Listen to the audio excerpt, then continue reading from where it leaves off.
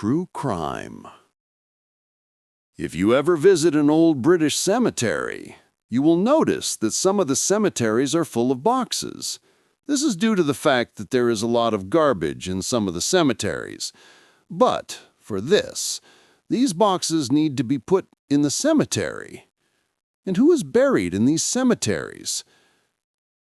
Today, we will answer these questions to our closest people. Enjoy the video with translation. If you come to England and visit an old cemetery, it is possible that you will see these boxes. It is possible that you will see these cemeteries. They are all over the country. In addition to this, there are other cemeteries in other parts of Great Britain. For example, in Scotland. Cemeteries in these cemeteries are very well preserved because the reason why the cemeteries are called cemeteries is very simple. In the imagination of some people who went to watch horror movies, vampires and zombie-like creatures lived here, and they said that they would not leave this place. We have seen zombies coming out of cemeteries in movies, but this is just the imagination of the world. But a few centuries ago, people were still alive.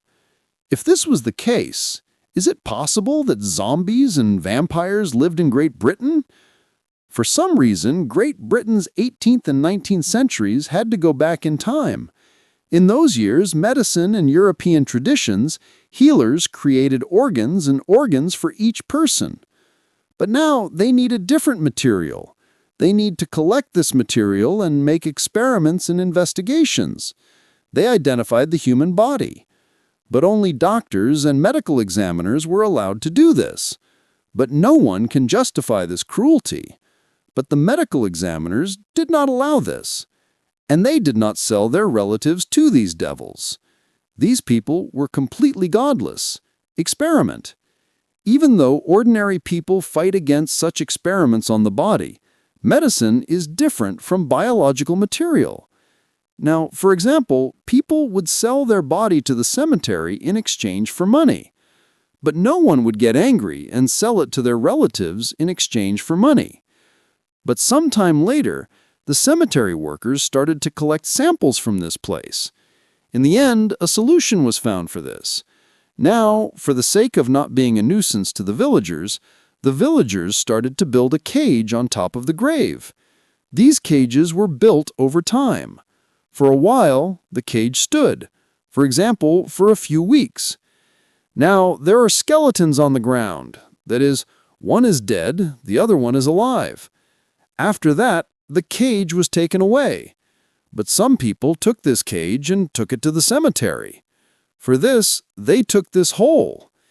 Illicit business, as I mentioned above. A large number of illicit businessmen who took and sold human bodies have been arrested for this. Maybe that's why they've been in this world for 10 years. But this is not the most terrible thing. Maybe there is something worse than that. In 1827-1828, 2 people killed 16 people in Edinburgh and sold their bodies for money. In this place, 2 murderers came together, and I don't know if they did this, but the man who sold these bodies is still busy. This is a very serious case. The murderer was soon arrested, but for their sake, a spotless rifle was released. The second one was sentenced to death penalty. Imagine what would have happened to his body now. Well, probably his body would have been given to the men. The people continued to look for him. He was forced to leave Edinburgh. According to the events in Edinburgh, a special commission was formed in 1829. In 1932, one of the judges of the death penalty made a decision to send him directly to the men. This is why he decided to leave. As the decision was made, the criminals themselves disappeared.